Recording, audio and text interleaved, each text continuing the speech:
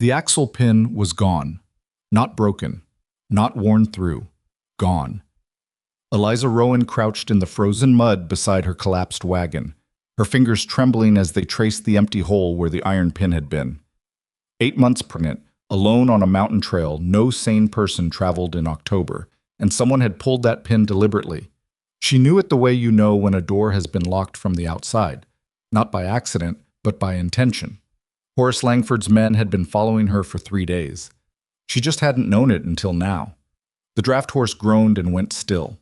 The storm hit the ridge like a wall, and Eliza pressed her hand against her unborn child and made herself a promise she had absolutely no idea how to keep. If this story moves you, please subscribe to our channel and hit the like button, and drop your city or country in the comments below. I want to see how far this story travels. Don't miss what comes next. Now let's go back to where it all began. The morning Eliza Rowan left the Bitterroot Valley, she had exactly $43, a wagon that had seen better decades, a draft horse named Coleman, who was older than her marriage, and an iron chest that her husband Thomas had made her swear on his deathbed she would deliver to a federal land office in Helena, no matter what it cost her. She had not told a single soul she was leaving.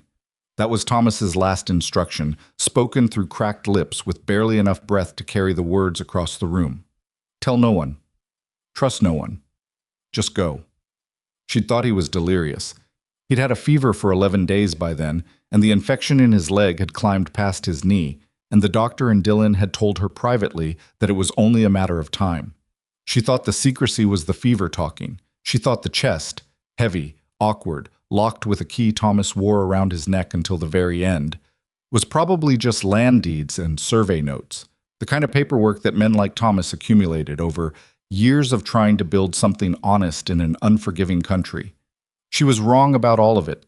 She didn't find out how wrong until the 3rd day on the trail, when she opened the chest with the key she'd taken from Thomas's neck after he stopped breathing, and read what was inside by the weak gray light of a lantern she could barely afford to keep burning.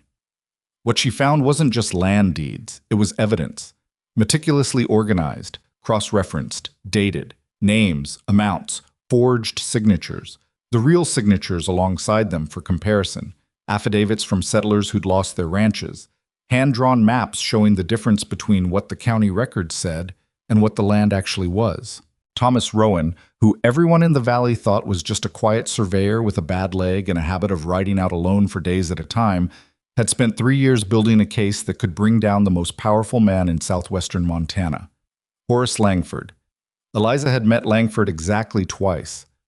Once at a cattleman's dinner in Dillon, where he'd shaken her hand with the kind of grip that was meant to remind you of something, and once when he'd come to their property, uninvited, unannounced, to make Thomas an offer on their 40 acres. Thomas had declined politely. Langford had smiled the whole time. That smile had stayed with Eliza afterward in a way she couldn't quite explain, the way a sound stays in a room after it should have faded. Now she understood why. The man who smiled like that had been systematically stealing land across 3 counties for 11 years. He'd done it through a surveyor he kept on payroll who produced fraudulent plat maps. He'd done it through a county clerk named Aldous Webb, who altered recorded deeds for a fee. He'd done it through 2 circuit judges who'd dismissed legitimate claims for reasons no one could ever quite pin down.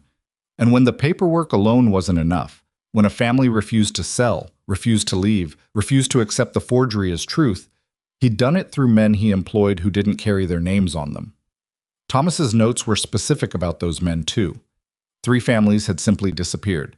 Their properties showed up in Langford's ledgers the following season. Eliza read until the lantern burned out. Then she sat in the dark for a long time with her hand on her belly and her husband's words in her head. Tell no one. Trust no one. Just go. She'd made camp that night on the eastern slope of a pass that didn't have an official name on any map she owned. The wind came from the northwest and it had teeth. Coleman stood with his head down and his ears flat, which was how she knew the weather was going to turn before morning. She built the fire as big as she dared and tried to think clearly about what she was carrying and what it meant. The answer, when she stopped avoiding it, was simple and terrible. She was carrying the only thing standing between Horace Langford and complete permanent ownership of an entire region of Montana territory. The men whose names were in that chest, the forger, the clerk, the judges, They were all still alive. Langford was still alive. The conspiracy was still operating. And somewhere in the Bitterroot Valley, someone had noticed that Thomas Rowan's widow had packed a wagon and left without telling anyone where she was going. The fire popped. A branch collapsed into embers. She decided to get up 2 hours before dawn and move while it was still dark. She was almost fast enough. The next afternoon, on a stretch of trail that cut along the base of a granite ridge, with a drop on the right side that she didn't like to look at, the right rear wheel of the wagon began to list. She felt it before she saw it. The whole wagon pulling wrong, like a dog on a leash going a different direction. She stopped Coleman and climbed down and walked around to the back. And what she saw made her stomach drop in a way that had nothing to do with the baby. The axle housing was intact, the wheel itself was intact, but the iron pin that held the wheel assembly to the axle, the pin that should have been locked in place with a cotter key, was simply not there. She stood in the mud and looked at it for a long moment. Then she looked back down the trail behind her. Empty, quiet. The kind of quiet that didn't feel natural. She had stopped at a creek crossing 2 hours back to let Coleman drink and to splash water on her face. She'd been away from the wagon for maybe 8 minutes. She'd thought she'd heard something, a sound she couldn't place, somewhere in the tree line. But she'd told herself it was an animal. She'd told herself that because the alternative was something she wasn't ready to think about yet. She was ready now. She tried to move the wagon anyway. Coleman pulled and she pushed from behind, one hand against the tailgate, the other pressed under her belly, where the baby had been quiet for too long, and she needed the contact to remind herself that quiet wasn't the same as gone. The wheel held for about 40 feet. Then it came off entirely, and the corner of the wagon dropped into the mud with a sound that seemed too loud for the empty mountains. Coleman stopped walking. He just stopped, like he understood something she hadn't said out loud. Eliza stood behind the collapsed wagon with mud on her hands, and the wind picking up along the ridge, and the light already going gray in the way that meant clouds, not just afternoon, and she did something she hadn't done since the night Thomas's fever spiked, and the doctor wouldn't come back out in the dark. She let herself be afraid. Not for long. Maybe 60 seconds. She stood there with her chin down and her eyes closed, and she let the fear move through her the way a cold wave moves. You can't stop it. You just have to let it go all the way through and wait for the water to pull back. Then she opened her eyes and started thinking. The chest. That was the priority. Everything else, the wagon, Coleman, even her own comfort, was secondary to getting that chest off the mountain and into the hands of someone who couldn't be bought. She dragged it to the ground by herself. It weighed close to 60 pounds, and she was 8 months pregnant, and her back had been sending her messages for the last 2 days that she was choosing not to fully receive. She got it down without dropping it.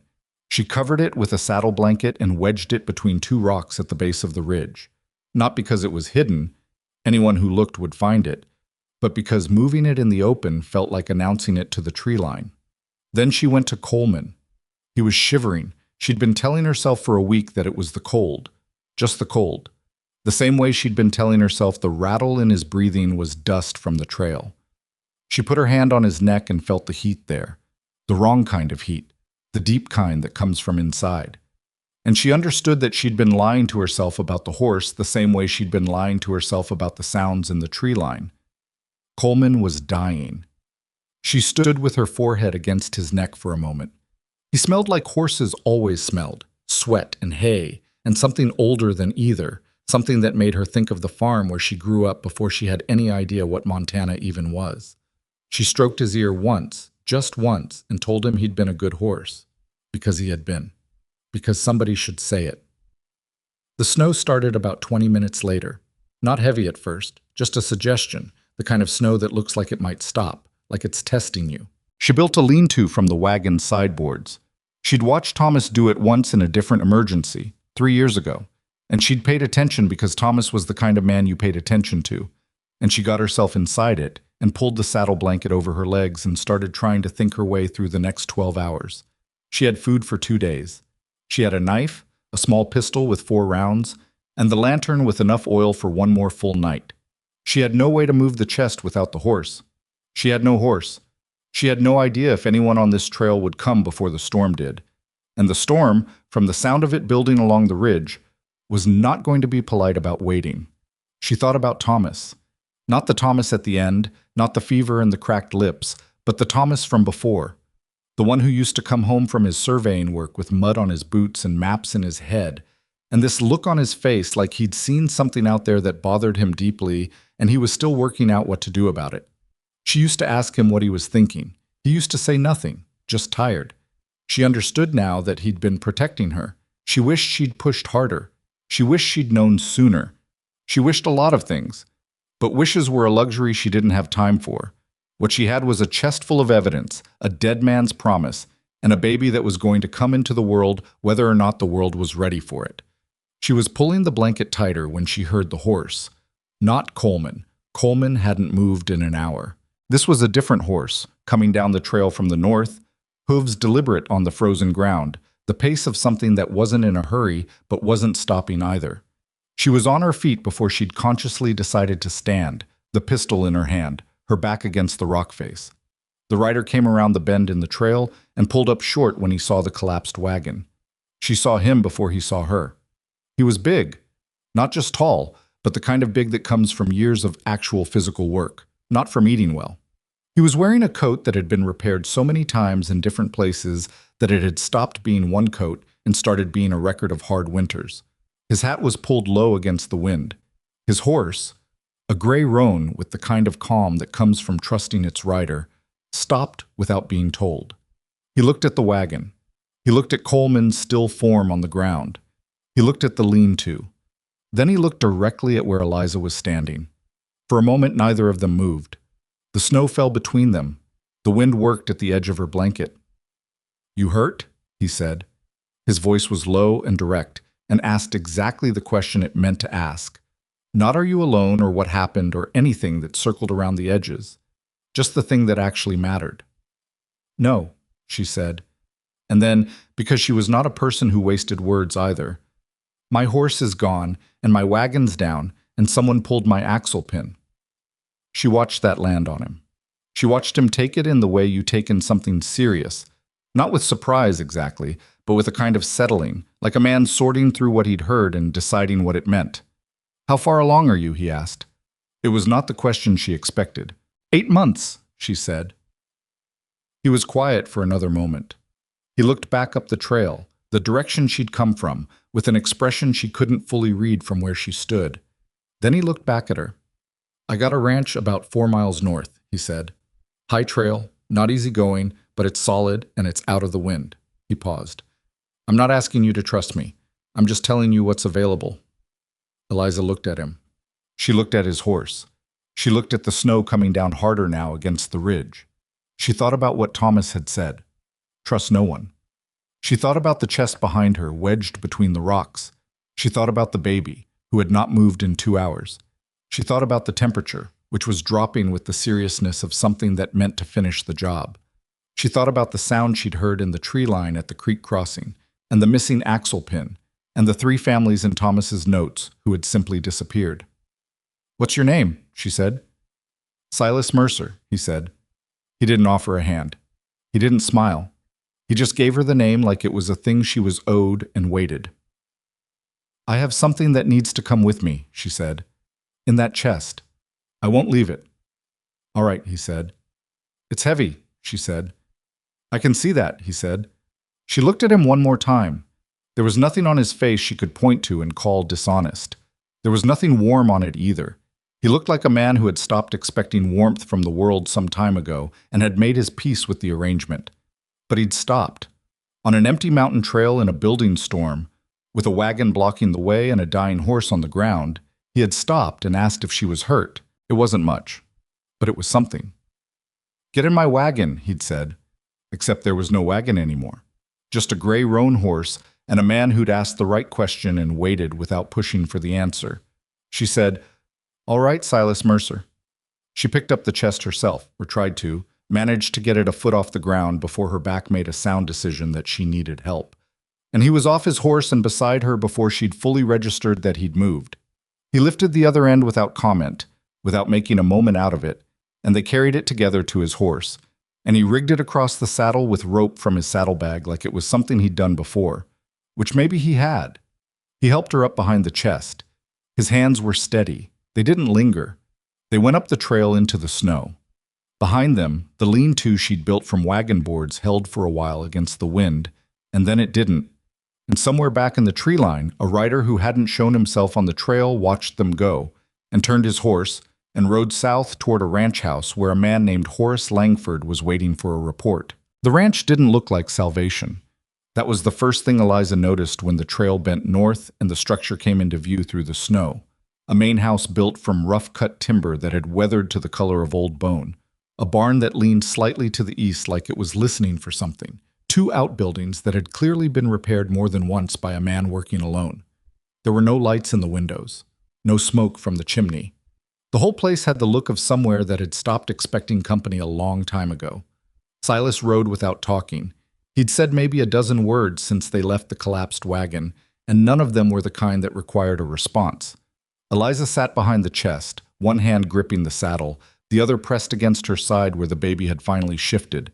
A slow, rolling movement that made her exhale for the first time in hours. Alive. Still alive. She hadn't realized how much of her attention had been allocated to that question until the answer came back, and she felt her shoulders drop. The roan picked its way up the last stretch of trail without being guided, which told her something about how many times it had made this climb. Silas swung down before the horse fully stopped and reached up to steady the chest before it slid, then offered her his hand without looking at her, the way you offer a hand to someone who might need it without making a production out of the fact. She took it. Getting down was harder than getting up had been. Her back had stopped sending polite messages 2 hours ago and moved on to direct demands. She got both feet on the ground and stood for a moment with her hand on the horse's flank, just breathing, because breathing was something she could actually control right now, and she needed one thing she could control. "I'll get the fire going," Silas said. He took the chest down himself, set it on the porch without asking where she wanted it, and went inside. She followed him. The inside of the house was not warm, but it was out of the wind, and after the mountain trail that felt like an enormous gift. It was also, she noticed as her eyes adjusted, deeply orderly in the way that men living alone sometimes are. Not clean exactly, but organized, everything in a specific place that it had clearly occupied for years. A table, 2 chairs, a stove that Silas was already feeding wood into with the efficiency of long practice, a shelf of tools along one wall, a narrow bed in the corner with a single blanket folded at the foot. On the shelf above the bed, a woman's shawl, folded, untouched. Eliza looked at it for exactly as long as it took her to understand what it meant, and then she looked away. "There's a room through there," Silas said without turning from the stove. He nodded toward a door in the back wall. "Bed's not made up, but there are blankets in the trunk. You can have that room." "I don't want to put you out of your bed," she said. "It's not my bed," he said. "It's a spare room." He said it flatly, without explanation, and she understood from his tone that the subject was closed. She did not push it. The back room was smaller than the main room, with a single window that looked out at the barn and a rope-strung bed frame and a wooden trunk that, when she opened it, held 3 folded blankets that smelled of cedar and long storage. She made the bed up slowly, because slowly was the only speed she had left, and then she sat on the edge of it and put her face in her hands for just a moment. Not crying, not quite, but something adjacent to it that she didn't have a clean word for. She heard Silas moving in the other room, the stove door opening and closing, the sound of water being poured from something into something else. Ordinary sounds, the sounds of a person occupying space, and she found, to her own mild surprise, that they helped. She came back out when the fire had taken hold and the room had begun to warm. Silas had put a pot on the stove. Coffee, from the smell of it. He was sitting in one of the chairs with his elbows on his knees, looking at the floor, and when she came in, he looked up and then looked back down, which was not unfriendliness exactly, more like a man who'd spent so much time alone that he'd lost the habit of calibrating his face for company. "Thank you," she said, "for stopping." "You'd have frozen," he said. "Probably," she said. She sat in the other chair. The fire was good, solid, even heat, and the coffee, when it came, was strong enough to stand up in the cup. She wrapped both hands around the tin mug and let the heat move into her fingers and tried to think about what came next. "Someone followed me," she said. Silas looked up. "From the valley," she said. "I heard them at the creek crossing and I told myself it was an animal. Then I found the axle pin missing." She paused. That doesn't happen by accident. He was quiet for a moment. No, he said, it doesn't. There are men who want what's in that chest, she said. I want you to know that before you decide you want us out of here. She watched him look at the chest, which she'd pulled inside and set against the wall beside the door. Then he looked at her face, at the set of her jaw, and she had the strange sensation of being assessed, not unkindly, but honestly, the way you assess something you're trying to decide if it's true. What's in it? He said. She told him. She didn't tell him everything at once. She wasn't that far gone in trusting a stranger, and Thomas's voice was still in her head. But she told him enough. She told him about Thomas's 3 years of survey work and the second set of maps. She told him about Aldous Webb and the forged deeds. She told him Langford's name, watched Silas's face when she said it, and saw something move across his expression that wasn't surprise. You know him, she said. I know of him, Silas said. He made an offer on this ranch 2 years ago. What did you say? I said no. And after that? Silas set his coffee cup down on the table with a small, controlled motion. After that, my fence line got cut 3 times. 2 of my horses went missing, and a man I'd never seen before came up the trail and told me the road to my property was actually county right-of-way, and I'd been building on it illegal. He paused. I looked it up myself. It wasn't. Eliza said, Thomas has your ranch in his notes. I read them. Your property is listed as a target. The silence after that was the kind that has weight. Silas stood up. He walked to the window and looked out at the snow, which was coming down seriously now, the kind of snow that makes decisions for you about where you're going and when. He stood there for a while with his back to her, and she let him stand there because she understood that he was doing the same thing she'd done on the mountain trail, letting something cold move all the way through him and waiting for it to pull back. How far is the federal land office? He said finally. Helena, she said. I was going to... She stopped. I don't have a wagon anymore. I know that, he said. He turned from the window. Whatever he'd been working through in those 60 seconds, he'd come out the other side of it with something settled in his face that hadn't been there before. She couldn't have named it exactly. It was not bravery, not the performing kind. It was more like a man who'd been waiting a long time for something to push against, and had just found it. In the morning I can ride to the Harker place, he said, 8 miles east. Ed Harker has a son who rides dispatch for the territory. He might be able to get word to a federal marshal faster than we can reach Helena ourselves, especially in this weather. There's a marshal named Turner, Eliza said. Elias Turner. Thomas mentioned him in his notes. He called him the only honest federal man between here and the capital. Silas repeated the name quietly, like he was filing it. There's something else, she said. She hadn't planned to say this yet. She hadn't been sure she was going to say it at all. Thomas mentioned a witness, in his notes. Someone who saw the forgeries being made, who was there in the room when Aldous Webb altered the documents. He didn't put a name in writing. He just said the witness is alive and willing, and that the witness would make themselves known when the time came. Silas looked at her steadily. You don't know who it is? No, she said, but Langford might. Yes, she said, which means if they're still alive, they're in danger, and they may not know how much. The fire cracked. Outside, the wind had found a gap somewhere in the eaves and was working at it with the persistence of something that intended to get through eventually. Silas sat back down. He picked up his coffee, found it had gone cold, and set it down again. How long has your husband been gone? He asked. It was the first personal question he'd asked, and she noticed he asked it straight, not, I'm sorry for your loss, or any of the phrases people said when they meant well and didn't know what else to offer, just the direct question. 6 weeks, she said. He nodded. He was a good man, she said. And then, because it was true and because it mattered, he was also stubborn and secretive, and he kept too many things from me that I should have known. I'm angry about that. I'm allowed to be angry about it. Something shifted in Silas's face. Not quite a smile, more like the recognition of something familiar. Yeah, he said quietly. You're allowed. She understood without asking that he was speaking from somewhere specific. She did not ask where. They sat with the fire between them and the storm outside and the chest against the wall, And after a while, Eliza's eyes started doing the thing eyes do when the body decides it's had enough of being awake regardless of what the mind wants. She fought it for a while out of habit. She'd been fighting sleep for 6 weeks. It had become a reflex. And then she stopped fighting it because the fire was warm and the door was solid. And Silas Mercer was sitting in the chair across from her with the particular stillness of someone who was paying attention. And she thought, with the last clear thought she had before she went under, Thomas would not have approved. Thomas would have said it was reckless. But Thomas had also never been 8 months pregnant and 3 days without real sleep in a Montana blizzard. She thought he might have understood. She slept. Silas let her. He did not sleep himself. He refueled the fire at 2-hour intervals, worked through what she'd told him in the quiet way he'd always worked through difficult things. Slow, methodical, looking at it from different angles until he found the shape of it.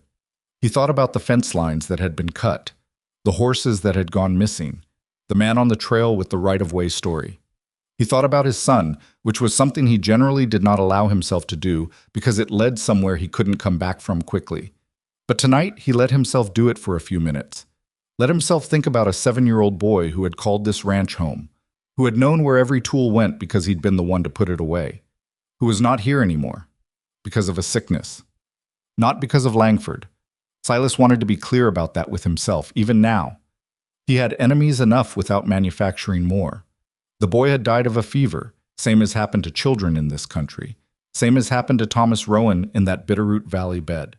The world was not constructed with any particular fairness in mind. His wife had left the following spring. He didn't blame her for it. She'd said the ranch reminded her of everything she'd lost, and he'd understood that, even as he couldn't follow her. He'd stayed because leaving felt like a second death, like agreeing that the life they'd built here had been worthless, and he wasn't willing to agree to that. So he'd stayed, alone, getting harder and quieter and more certain with each passing year that the life he was living was all the life there was going to be.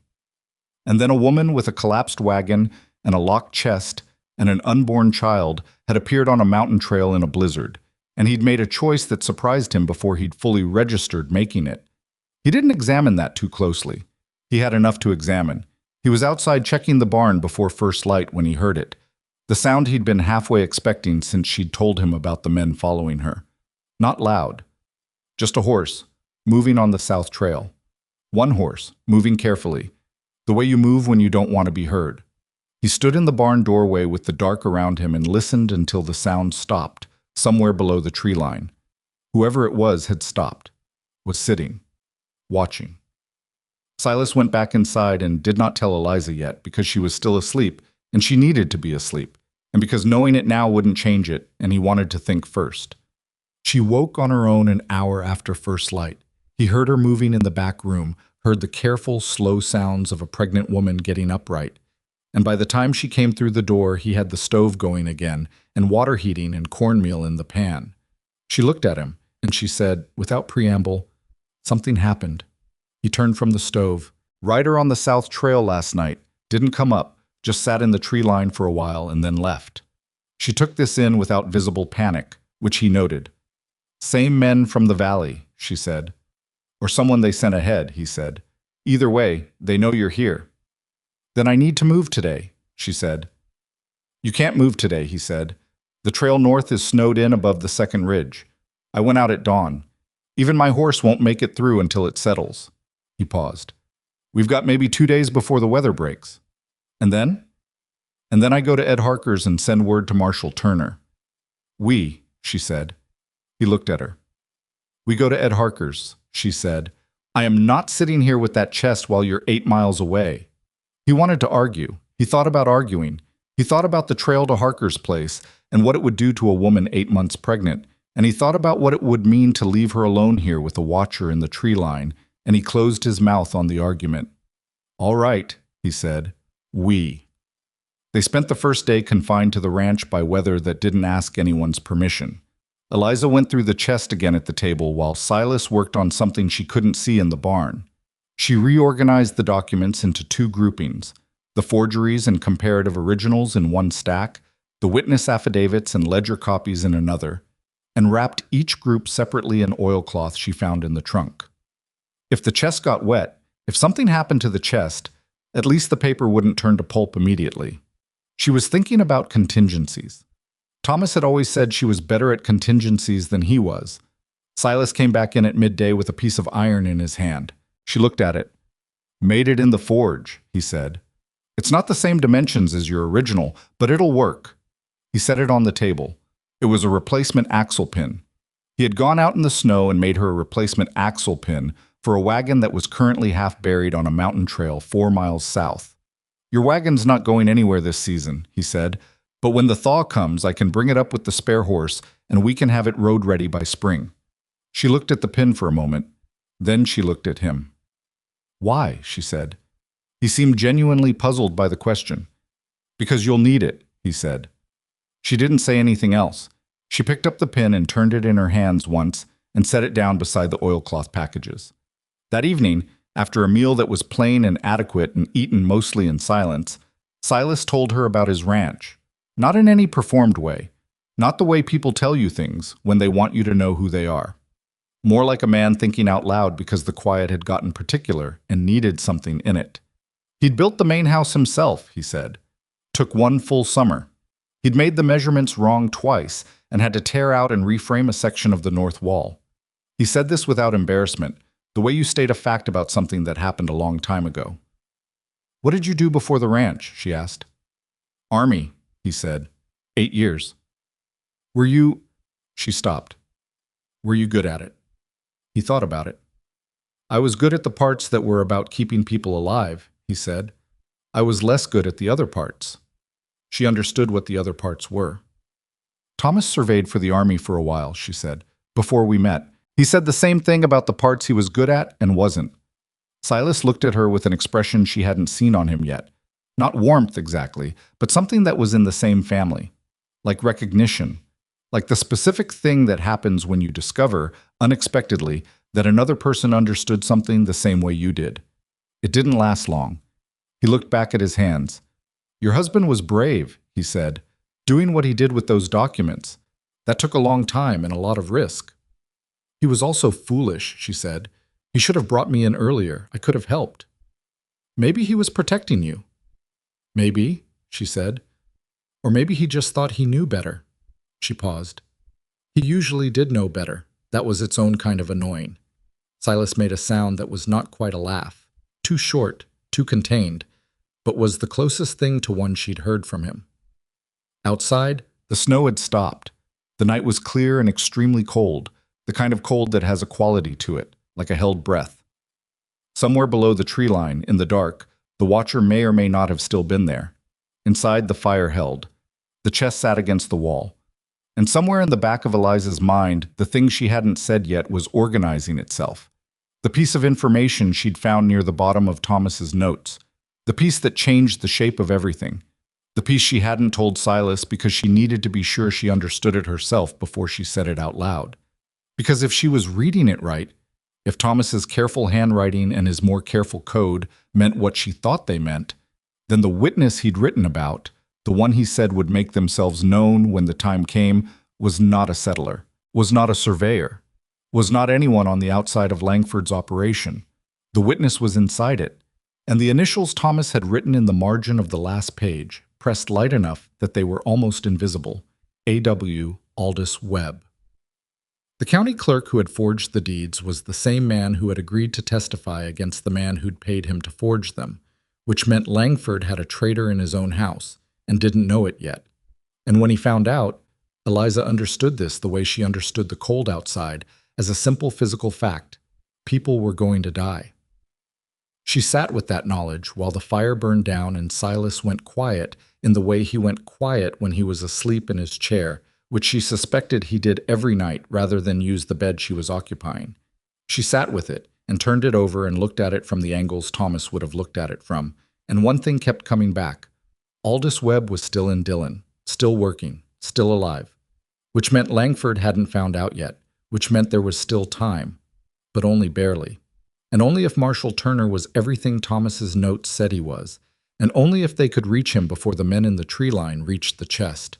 She pulled the blanket tighter and listened to the silence and thought about what Thomas had carried alone for 3 years and what it had cost him, and she made herself, quietly, in the dark. the same promise she'd made on the mountain trail with her hand against the rock face. She was going to finish it. Whatever it cost, she was going to finish it. The weather broke on the second morning, the way mountain weather sometimes does, not gradually, but all at once, like something had made a decision. Eliza woke to silence where there had been wind and pale light coming through the window at an angle that meant actual sun, not the gray-filtered light of clouds.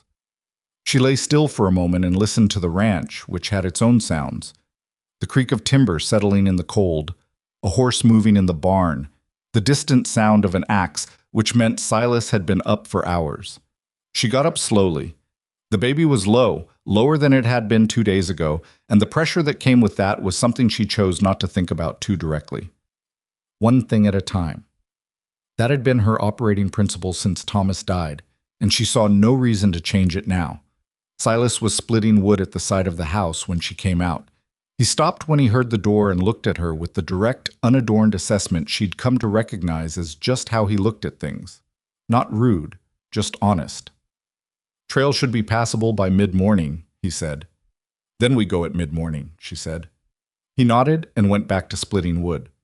She went back inside and ate the cornmeal he'd left on the stove and drank the coffee and thought about Aldous Webb, sitting in his clerk's office in Dillon, not knowing that the man who employed him had people on a mountain trail watching a woman he probably assumed was already dead. She thought about that for exactly as long as it took her to eat, and then she stopped thinking about it and started thinking about what she could control. The ride to the Harker place took most of the morning. Silas had a second horse, a bay mare with a shorter stride and a steadier temperament than the roan, and he put Eliza on that one with the chest roped to a pack frame they rigged between the saddlebags. The trail east was narrow in places and dropped off on the south side in ways she could see without wanting to, but the mare picked her footing carefully, and Silas rode ahead where the snow was deepest to break the trail. He said almost nothing for the first 2 hours. She had stopped expecting conversation from him and had started to understand the silence as its own kind of communication. Not distance, but density. He was a man who thought in long, slow cycles and didn't produce words until the cycle was complete. She respected it, even if it was different from Thomas, who had thought out loud and then revised, a process that had driven her slightly crazy for 11 years and that she would have given almost anything to hear again. "How did you end up on that trail?" Silas asked, somewhere around the second hour. It came out of the silence without preamble, the way his questions always did. "It was the one Thomas told me to take," she said. "He had a map. He'd marked a route that stayed off the main road through Callum Pass." "Callum Pass is faster." "Callum Pass goes through a town where Langford owns the hotel and the livery and 2 of the 3 businesses on the main street." She paused. Thomas wasn't taking chances. Silas was quiet. Then, "But someone knew which trail you were on anyway." "Yes." He didn't say anything else about it, but she saw his eyes move to the ridgeline on their left, just briefly, just long enough to check it, and then back to the trail ahead. Ed Harker's place was a proper homestead, bigger than Silas's ranch, with a farmhouse that had a covered porch and outbuildings in good repair, and the particular look of a place where more than one person did the work. A woman came to the door before they reached it, wiping her hands on her apron, and behind her a man came out of the barn at a half-run when he saw Silas on the trail. Ed Harker was broad and gray-bearded and had the handshake of a man who'd been squeezing things his whole life. He looked at Eliza once, looked at her belly once, and did the math without commentary. "Come in," he said. "Both of you. Mabel's got food." Inside, over coffee that was better than anything Eliza had drunk in 3 weeks, Silas explained the situation to Ed Harker in the compressed, factual way he explained most things. The chest, the documents, Langford, the rider in the tree line. He mentioned Elias Turner by name. Harker's eyebrows went up at that. "I know Turner," Harker said. "Not personal-like, but by reputation. He came through this area 2 seasons back looking into a complaint about a land transfer gone wrong. He's real." "We need your boy," Silas said. Harker looked at his wife. A conversation passed between them in the way long marriages have conversations. Without words, without visible signals, just the accumulated shorthand of years. "Jesse's in Millbrook," Harker said. 2-day ride. He can reach Helena in 4, maybe 3, if the eastern pass is clear. He looked at Eliza. "How much time do you have?" I don't know, she said honestly. The men watching the ranch? I don't know if they're waiting for better weather or waiting for instructions. Or waiting for more men, Silas said. That sat on the table for a moment. Write it down, Harker said to Eliza. Everything Turner needs to know. Jesse can carry a letter faster than a chest, and if something happens on the road, he stopped. Write down enough that Turner can act on it even without the documents. It took Eliza 40 minutes at Harker's table, with Mabel Harker's good paper and ink, to write a letter that contained the essential shape of Thomas's evidence without reproducing so much that its loss on the road would be catastrophic. She wrote Turner's name at the top and underlined it twice. She wrote Aldous Webb's name and his role and the initials Thomas had left in the margin. She wrote Langford's name and the names of the 2 circuit judges and the approximate location of the forged deeds in the county records. She wrote, "The witness is alive and willing and can be found through the county clerk's office in Dillon. He knows you are coming. He does not know how much time he has." She folded the letter and sealed it with candle wax and handed it to Ed Harker, who would ride to Millbrook that afternoon and put it in his son's hands personally. Harker walked them back out to the horses. He gripped Silas's arm at the shoulder, the kind of grip between men who don't show things easily. "You got enough ammunition?" he said. "I'll manage," Silas said. "That's not what I asked." Silas looked at him. "No," he said. "Probably not." Harker went back inside without another word and came back out with a box of rifle cartridges and a second revolver wrapped in oilcloth. He handed them to Silas, who took them without protest, which told Eliza something about how seriously he was taking the situation. The ride back was faster.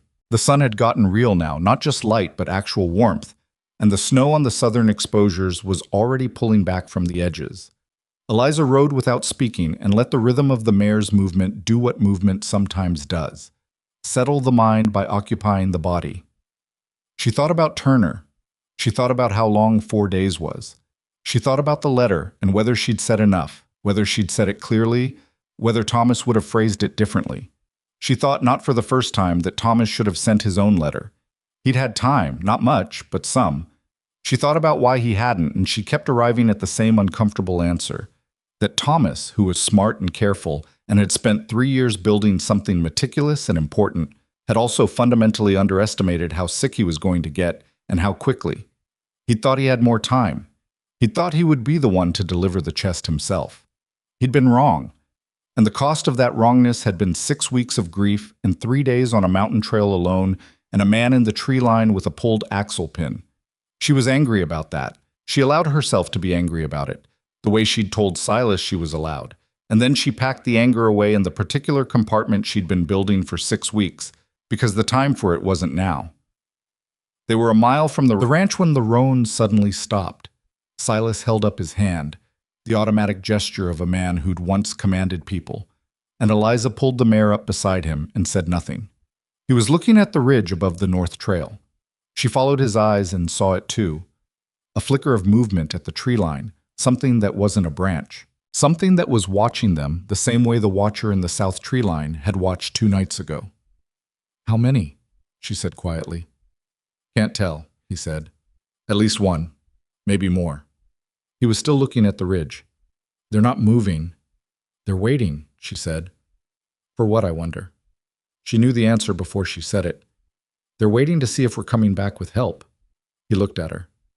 "They want to know if we've sent word somewhere," she said. "If they move before they know that, they risk Langford being exposed. If we've already sent someone, burning down the ranch and taking the chest doesn't help them anymore." Silas was quiet for a moment. "So they're watching to figure out what we know." "And what we've already done," she said. He started writing again, the same pace, deliberately unchanged. "Then we don't give them anything to read," he said. "We ride in normal, and we act like we went to Harker's for coffee." She matched his pace. "Can you do that?" she said. "Act normal?" "I spent 8 years in the Army," he said. "Acting normal under observation is about the first thing they teach you." "What's the second thing?" "Don't get shot," he said. She almost laughed. It was not a situation that warranted laughter, and she didn't actually laugh, but the almost was there, and she noticed it. They rode back into the ranch without hurrying, and Silas put both horses in the barn with the deliberate movements of a man who had nothing on his mind but the horses. Eliza carried the chest back inside herself, walking steadily, not looking at the ridge. Inside the house, she set the chest against the wall where it had been and sat down in the chair and let out a breath she'd been holding for approximately 1 mile. The afternoon passed slow and tight, the way time passes when you're waiting for something and you don't know exactly what form it's going to take. Silas moved around the ranch doing the things that needed doing, feeding the horses, checking the barn roof where the snow weight had bowed one of the crossbeams, banking the fire against the cold that came back in the evening. He moved with purpose, efficiently, and she understood that he was also positioning himself, keeping eyes on the north ridge, the south trail, the eastern approach where the land dropped off into a shallow draw. He came in at dusk and sat at the table and cleaned the rifle with the particular attention of a man who intended to use it, and Eliza watched him do it and said, "Have you been in situations like this before?" "Depends what you mean by like this," he said. "Someone on the outside waiting," she said. "You on the inside." He ran the cleaning rod through the barrel without looking up. "Once or twice," he said. "In the army." "Did they come in eventually?" "Always," he said. He said it without drama, just the flat statement of experience. "What did you do?" "Waited until I had an advantage and used it." He paused, looking at the rifle. "The waiting is the hard part. Once they move, it's just reaction." She thought about that. "Langford won't come himself," she said. "No," he agreed. "He'll send enough men to make it seem certain." "Probably 4 or 5, Silas said. "Enough to cover the exits and still have someone to move on the house. And we have the rifle, 2 revolvers, and the second revolver Harker gave us." He looked at her. "Do you know how to shoot?" "Thomas taught me," she said. "I'm not fast, but I'm accurate." He nodded once. "Accurate is better," he said. She picked up the revolver Harker had sent, still in its oilcloth, and unwrapped it and checked the cylinder the way Thomas had shown her methodically, without rushing. Silas watched her do it and didn't offer to help, which she appreciated. They came that night. Not all at once. That wasn't how it was done. First there was one horse on the south trail around midnight, and then silence for long enough that you might convince yourself you'd imagined it. Then a sound at the barn, not loud, not the sound of someone forcing entry, more like the sound of someone testing a door. Then nothing for 20 minutes. Silas had her in the back room with the chest and both revolvers while he took the main room. He'd told her not to come out unless he called, and she'd told him she understood, and she'd meant it, but she'd also quietly moved the trunk in the back room so that if she needed to go through the window, she could do it in under 10 seconds. She was not a woman who waited to be rescued. Thomas had known that about her. She suspected Silas was beginning to. The front door held. It was a good door. Solid timber, double-latched, and Silas had braced the back of it with a length of cut log before he'd taken his position by the front window. She heard voices outside. She couldn't make out words, just the low cadence of men deciding something. Then silence. Then a voice, close, right outside the window, not the door, which was clever, which told her these were not amateurs. "Mercer." The voice was even and businesslike, the voice of a man who'd done this kind of thing before. "Nobody has to get hurt tonight. We're just here for the chest." Silas said nothing. "The woman knows what's in it isn't worth dying over," the voice said. "You're not federal law. You got no horse in this race. Hand us the chest, and we're gone before first light." Still nothing from Silas. Eliza pressed her back against the wall beside the back window and waited and breathed and listened. "Last offer, Mercer." Silas's voice came back, flat and without decoration. "You pulled an axle pin on a pregnant woman's wagon on a mountain trail in October." A pause outside.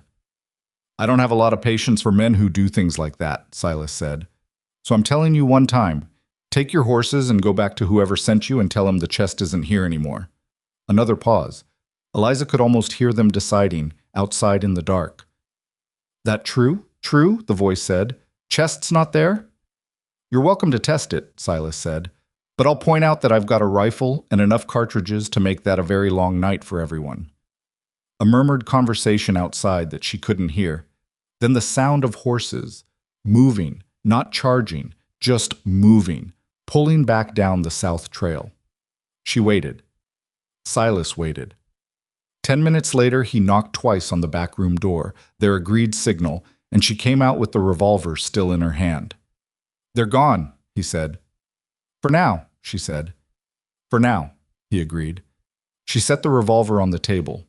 Her hand, she noticed, was steady.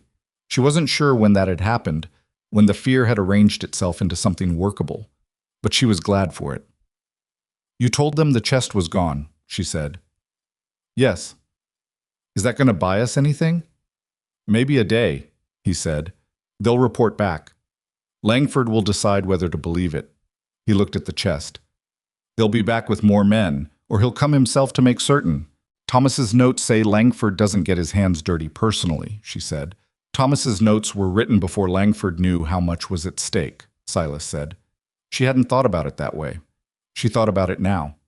If Langford understood what was actually in the chest, not just Thomas's surveys, but the affidavits, the forged original comparisons, the letter she'd sent with Harker's boy, the witness whose initials were in the margin, if he understood the full scope of it, he might make choices he wouldn't ordinarily make. "We need to move the chest," she said. "I've been thinking that," Silas said.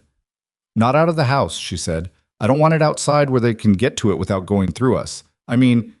She looked around the room, at the floorboards, at the section near the north wall that had a slight gap where the timber had shifted. Silas followed her eyes. He looked at the floor for a moment, then at her. "Thomas trained you well," he said. "Thomas trained me by not telling me anything and leaving me to figure it out myself," she said. He almost smiled again. It was the same thing as before, the almost never quite landing. She was beginning to think that a full smile from Silas Mercer was something that would require extraordinary circumstances. They moved the chest that night. It took both of them an hour of careful work with Silas's tools, but they got up enough floorboards in the back room to create a space underneath the subfloor, and they lowered the chest in and replaced the boards above it. You could not tell from looking at the floor that anything was different, maybe from looking very carefully on your hands and knees with a lantern, but not from standing in the doorway. Silas put the empty leather satchel, the one he used for tools, on the floor beside the bed in the same room, as though it contained something. "When they come back," Eliza said, "that's what they'll reach for first." "That's the idea," he said. She looked at him across the narrow room in the lantern light. He looked tired in the way that people look tired when they've been carrying something heavy long before the current situation, the bone-deep kind that sleep doesn't quite reach. She thought about the shawl on the shelf in the other room, and the 7-year-old boy whose tools were probably somewhere in this ranch, put away in their specific places. "Silas," she said. He looked at her. "You didn't have to stop on that trail," she said. His expression didn't change exactly, but something in it shifted, the way a loaded wagon shifts when the weight moves. "No," he said. "Why did you?" He was quiet for long enough that she thought he wasn't going to answer. Then he said, "Because I've ridden past things I shouldn't have ridden past. I didn't want to do it one more time." She didn't ask what things. She could see the shape of them from where she stood. "Get some sleep," he said. "Morning's going to be complicated." She almost asked what he thought the morning would bring. Then she decided she didn't need to ask. She knew. The men on the South Trail would report back to Langford. Langford would make a calculation. And a man who had been stealing land across 3 counties for 11 years, who had made 3 families disappear without visible consequence, who had felt safe enough to send men openly to a mountain ranch. That man, learning that a federal marshal might already be in motion, was going to make a choice that would show everyone watching exactly what he was. She pulled the blanket over herself in the back room. Through the thin wall, she could hear Silas settle into his chair. The fire held. Outside, the temperature dropped and the stars came out hard and white over the mountain, the way they only come out when the cold is serious about itself. She was nearly asleep when the thought arrived, fully formed, the way important things sometimes come to you at the edge of sleep when the mind is too tired to deflect them. The men who'd come tonight had known her name. The voice outside the window had said the woman, but the one murmured exchange she'd caught, barely, through the wall. Someone had said Rowan. Not the widow. Not the woman. Her name. Her actual name. Which meant Langford knew exactly who she was. Which meant someone in the Bitterroot Valley had told him. Someone who had known Thomas, who had known the marriage, who had possibly known about the surveys. Someone close. She lay in the dark and ran through the names she knew, the names Thomas had mentioned over the years. Neighbors, colleagues, the men he'd surveyed with. She went through them slowly, looking at each one, looking at what they knew and what they might have had to gain from Langford's goodwill. She stopped at one name. She stopped there for a long time. And when she finally went to sleep, it was not restful, and the name sat in her chest like a stone, and she knew that when morning came she was going to have to say it out loud, and that saying it was going to make things considerably more complicated than they already were. Because the man whose name she'd stopped at was the same man Thomas had listed in his notes as a potential character witness. Someone who had known Thomas's work, known his methods, known his integrity. Someone Thomas had trusted. And if that man was the one who told Langford she was on the North Trail, then everything Thomas had built, every careful page of evidence, every cross-referenced forgery had been compromised from the inside. And Aldous Webb, sitting in his clerk's office in Dillon, waiting for a marshal who might or might not arrive in time, was walking around with a target on him that he didn't even know had been painted there by someone Thomas Rowan had considered a friend. She told Silas about the name before breakfast. She'd been awake before first light, lying in the back room listening to the ranch settle and creak in the cold, running through it again, the way you run through something you hope will change if you look at it enough times. It didn't change. The logic held the same shape it had held at midnight, and by the time pale light came through the window, she'd stopped hoping it would look different and started thinking about what to do with it. Silas was already at the stove when she came out. He looked at her face and put the coffee down and waited. "I need to tell you something," she said. "I worked it out last night, and I've been trying to find another explanation, and I can't." He pulled out the chair across from him. She sat. "Thomas had a colleague," she said, "a man named Grant Purvis. They'd worked together for years, surveyed the same territories, filed with the same county offices. Thomas trusted him. He was one of the men Thomas listed in his notes as someone who could speak to the accuracy of his work if it ever came to a legal proceeding." She stopped. "He also knew which trail I was taking out of the valley.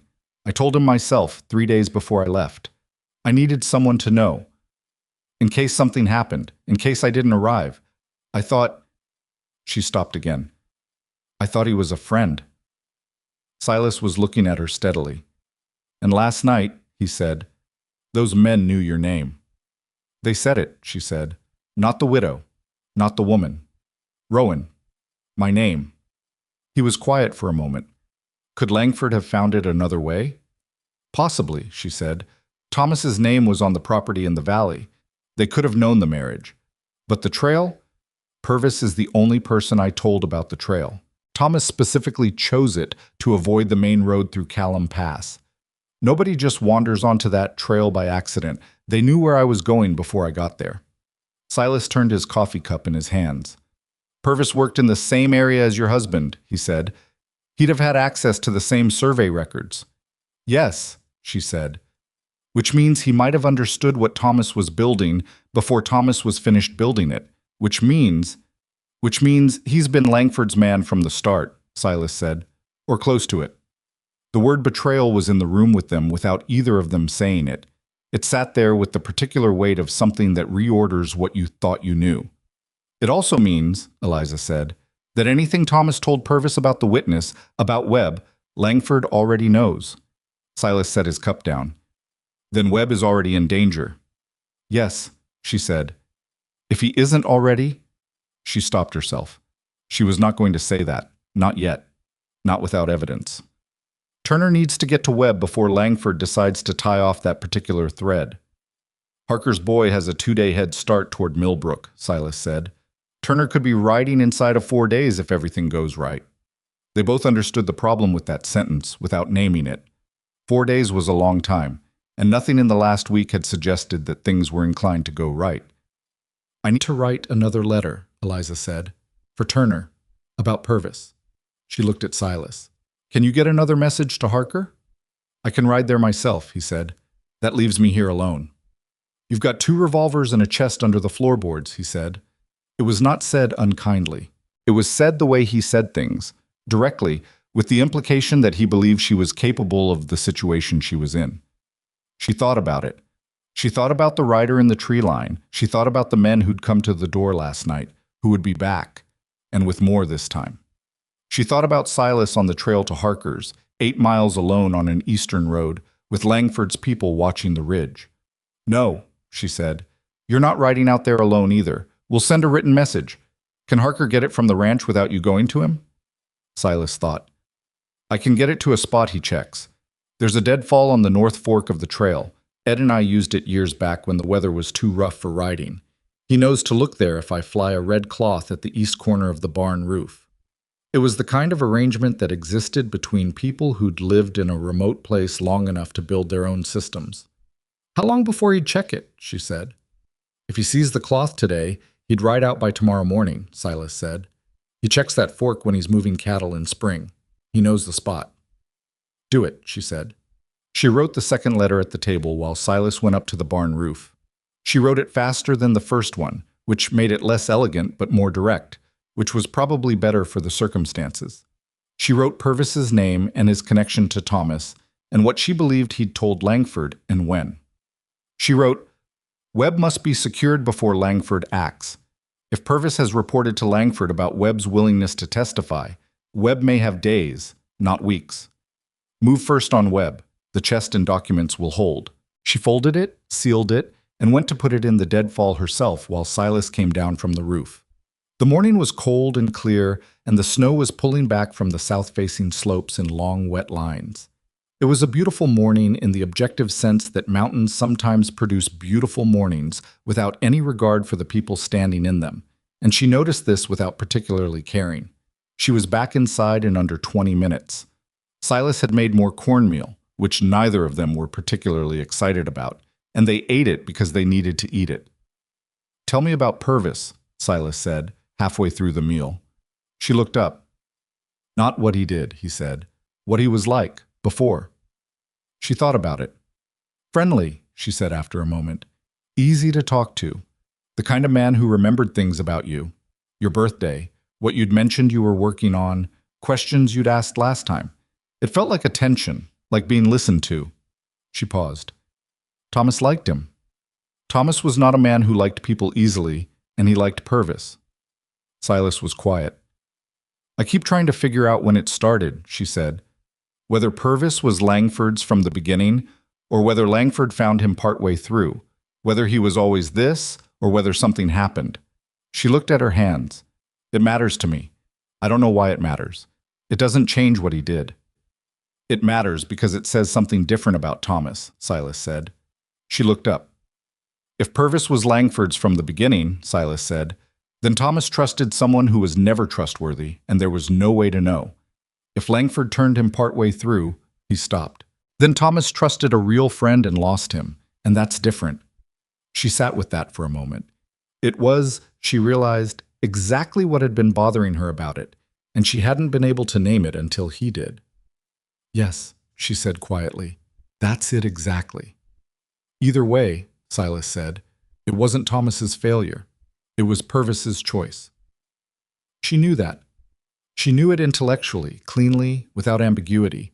But there was another part of her, the part that had read through those notes in the lamplight and seen how careful Thomas had been, how methodical, how thorough about everything except the people he trusted, that wanted to be angry at him for this one thing, for choosing to trust the wrong man.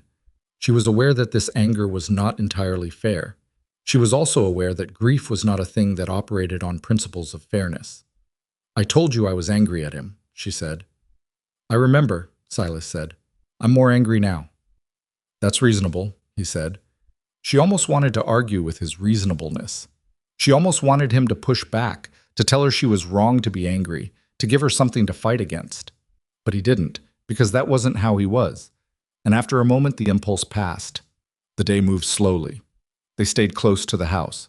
Silas worked on the barn crossbeam he'd identified the day before, moving with purpose, doing the thing that needed doing, and Eliza sat on the porch in the weak winter sun with her back against the wall and watched the ridgeline and thought. She thought about the baby, who was actively reorganizing herself now, low and insistent, and whose due date was somewhere in the next 2 to 3 weeks if Thomas's counting had been right, which it almost certainly had been, because Thomas's counting was always right. She thought about what it meant to bring a child into a situation that was currently surrounded by men with guns and organized by a criminal conspiracy. She thought about what Thomas would have said about that. He would have said, probably, that they should have left 3 months ago. He would have been right. She would have argued with him about it, and eventually agreed, and they would have been somewhere else when this happened.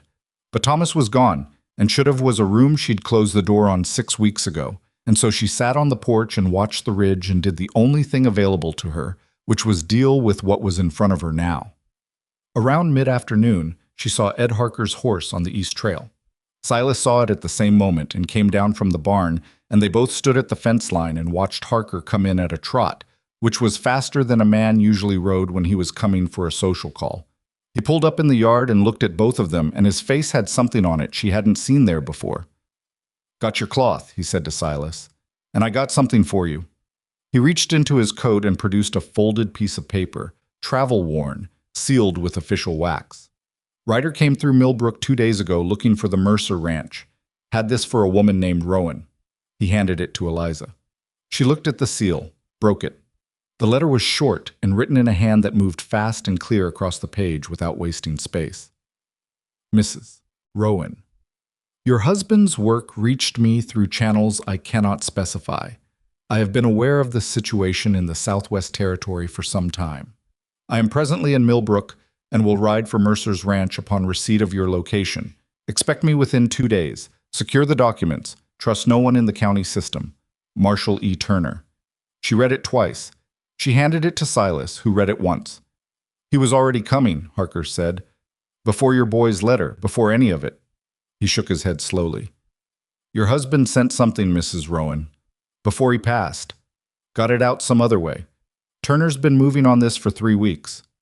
Eliza stood in the cold mountain air with her hand pressed flat against her sternum, not because it hurt, though everything hurt, in the distributed background way of the last trimester, but because something had released in her chest that she hadn't known was clenched.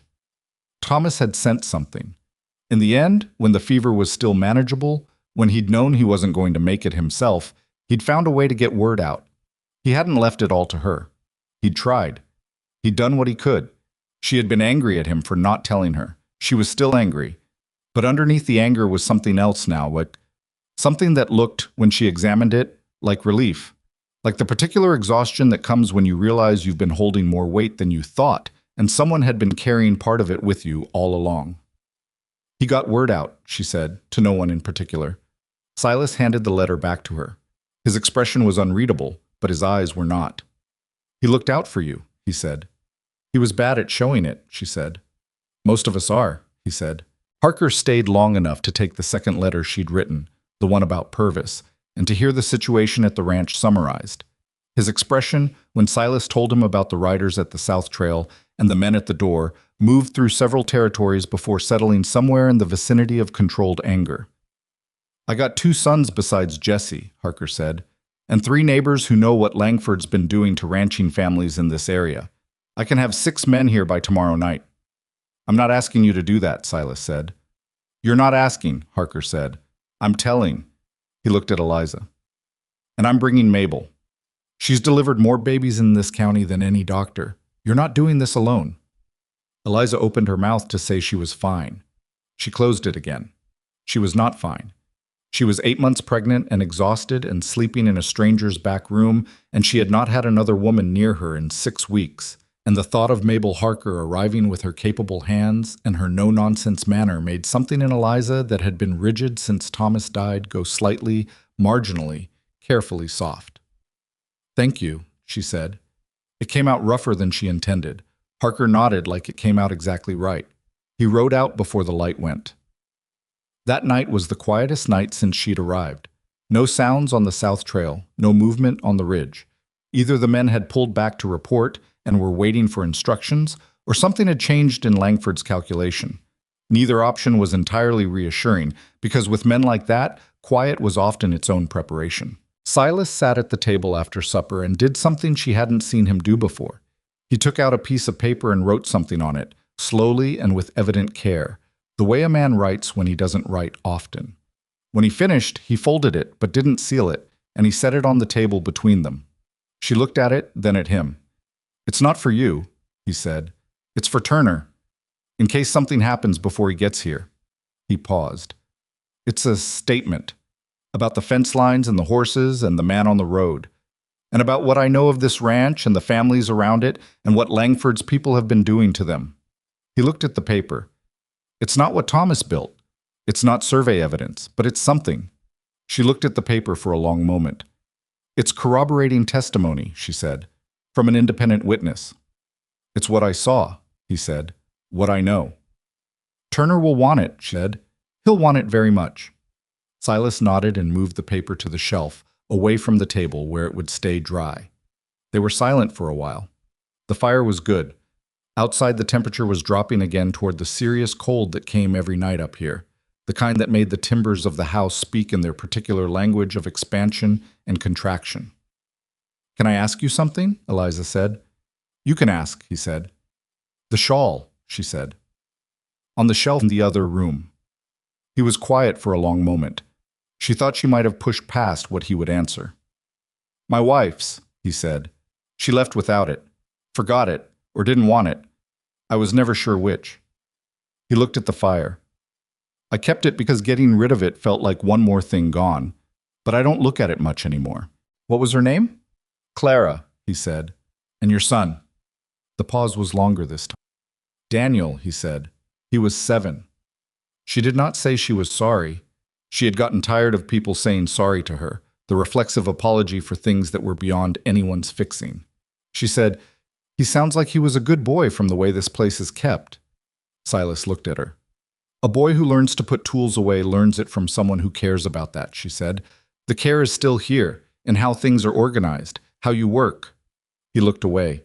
His jaw moved once. Then he said very quietly, "He was a good boy." She didn't say anything else. Neither did he. The fire held them both in its warmth, and the night held the fire, and it was enough.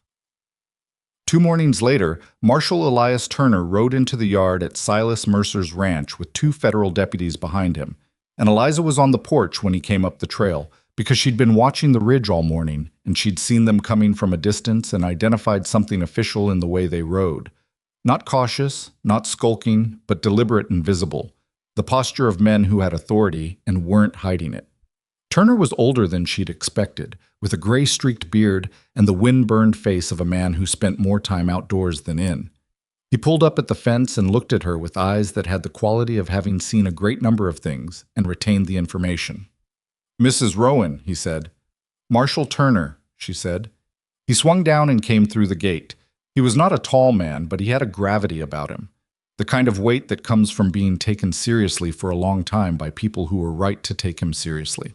He looked at her belly, looked at her face, and said, "You look like someone who's been carrying something heavier than that chest your husband told me about." "I've been carrying both," she said. Something in his face shifted toward respect, just briefly. Then it went back to professional. "Is it still here, the chest?" "Under the floorboards," she said. He almost smiled. "Sensible," he said. Silas came out of the barn and Turner turned to look at him, and the 2 men did the male version of rapid assessment, taking in height, hands, the way someone stood, what their face said about what they'd seen. "Mercer," Turner said. "Marshal," Silas said. "I've heard your name in connection with this county before," Turner said, "from a man named Harker." "Ed's a good man," Silas said. "He's a very angry man," Turner said. "Angry in the organized, specific way that I find useful." He looked back at Eliza. "Can we go inside? I want to see the documents and I want to hear everything, in order, from the beginning, not the summary, everything." They went inside. What followed was 3 hours that Eliza would remember later as the strangest 3 hours of the entire ordeal. Not because of the danger or the drama, but because of the peculiar release of being able to say it all to someone who was writing it down, who was asking questions that showed he already understood the framework, who knew the names in Thomas's notes, and in some cases had been tracking those names himself. Turner had been building a parallel case, not as detailed as Thomas's, not even close, but enough that when he laid his own documents beside Thomas's, the 2 sets corroborated each other from different angles. Turner had known about Aldous Webb as a potential weak point in Langford's operation for 6 months. He hadn't had enough to move on. Now he did. "Purvis," he said when she came to that part. He said it without surprise. She looked at him. "You knew?" "I suspected," he said. There was a pattern in how Langford's people seemed to know when surveyors were filing complaints. Purvis's name came up in 2 of those cases, tangentially. I couldn't connect it directly. He looked at her steadily. "Your instinct was right. We'll move on him before we move on Langford. We need to shut down his ability to warn anyone. Webb, she said, you need to get to Webb first. My deputies are already riding to Dillon, Turner said. Left at first light this morning before I came here. Webb will be in federal protective custody before Langford's people can reach him. She stared at him. I've been doing this for a long time, Mrs. Rowan, Turner said. Not unkindly. I move on multiple points at once. She sat back in her chair. She felt for the first time in 6 weeks, possibly for the first time since the night Thomas had called her to his bedside and pressed the key into her hand, like the weight was actually genuinely distributed among more people than just herself. It was disorienting. She hadn't realized how completely she'd forgotten what that felt like. Turner spent the rest of the afternoon going through every document in the chest with a methodical focus that she found both impressive and slightly exhausting to watch. He made notes. He asked precise questions. He treated Thomas's work with the respect it deserved, not just as evidence, but as the work of a man who had been careful and had paid for his carefulness with his life. At one point, he looked up from the forged deeds and said quietly, "Your husband was a meticulous man." "He was," she said. "This kind of evidence is rare," Turner said. "Most of what I work with is testimony and circumstance. This is—" He looked at the papers in front of him. "This is a complete record. He built a complete record." "He spent 3 years," she said. "I know," Turner said. "I can see the 3 years in it." He looked at her. "He would have been a good man to know." She looked at her hands. "Yes," she said. "He would have." The evening brought Harker and 5 men from neighboring ranches, arriving in ones and twos before the light went, and Mabel Harker with them, who took one look at Eliza and immediately began issuing instructions about what Eliza should eat and how she should be sitting and where she should be sleeping, instructions that Eliza found simultaneously irritating and deeply welcome in a way she couldn't entirely untangle. Turner deployed the men from the neighboring ranches with the efficiency of someone accustomed to working with volunteers who needed to understand their purpose clearly and quickly. He positioned 2 men on the South Trail, 2 on the Ridge approach, and kept 2 at the ranch itself. His deputies, he said, would handle the official movements, the warrants, the arrests, the county offices. The local men were insurance. They were also witnesses, which Turner seemed to understand was important for a different reason. Langford would arrive. Turner seemed certain of it, in the way he was certain of a number of things that he explained without drama. "He'll come himself when he understands the scope," Turner said. "Men like that always do, at the end. They can't let the situation resolve itself without them. They have to control it personally. It's the thing that undoes them." "And when he comes," Silas said, "he comes onto a ranch that is under federal protection, surrounded by witnesses from the community he's been stealing from," Turner said. "And whatever he tries, whatever offer he makes, whatever threat he uses, it happens in front of all of them." He looked at Silas when he said this, and Silas looked back, and something passed between them that Eliza couldn't quite name. Something about what it meant to stand in the open and not move. That night, Mabel Harker sat with Eliza in the back room, and they talked in the way women talk when they're both past the point of pretending things are simpler than they are. Mabel was a practical woman who spoke plainly and listened without filling silences with noise, and Eliza found herself saying things she hadn't said to anyone, about Thomas, about the anger, about the fear that she'd been managing alone for so long that she'd forgotten it was possible to lay it down. "You're going to be all right," Mabel said at one point. "I know," Eliza said. "I mean the baby too," Mabel said. She put her hand on Eliza's belly with the confidence of someone who had done this many times. "She's well positioned. She knows when to wait and when to move." She looked up at Eliza. "Like her mother, I'd guess." Eliza put her hand over Mabel's. Outside, the men Turner had positioned kept their watch. The fire held in the main room. Silas's statement sat on the shelf where he'd put it, waiting for Turner's hands. And somewhere on the road between Dillon and the mountain ranch, moving under cold stars with the speed of a man who had come too far to be stopped by weather or distance or the long arm of Horace Langford's money, something that Thomas Rowan had built in 3 years of careful, secret, dangerous work, was finally, irreversibly in motion. Langford came the following night. He came without hired men this time, or rather, he came with 2 men who stayed on the trail while he rode alone up to the fence line, which was either arrogance or calculation, and Eliza, watching from the window of the back room with the revolver in her hand, thought it was probably both in equal measure. He was a large man.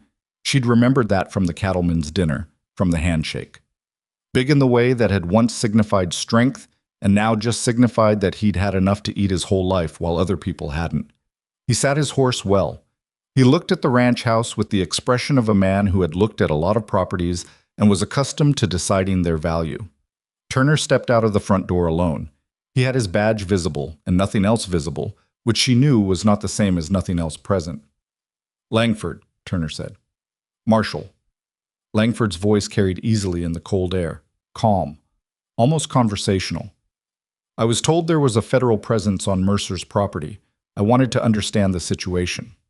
"The situation," Turner said, "is that I have warrants. For Aldous Webb, who is already in custody.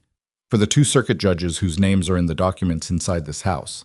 For Grant Purvis, who I expect you know." He paused. "And for you." A silence. "The evidence your man Purvis told you about," Turner said, "is substantially more complete than he knew. He wasn't given access to all of it. Thomas Rowan was careful about that." Another pause. "He was a careful man, Mr. Langford, more careful than you gave him credit for."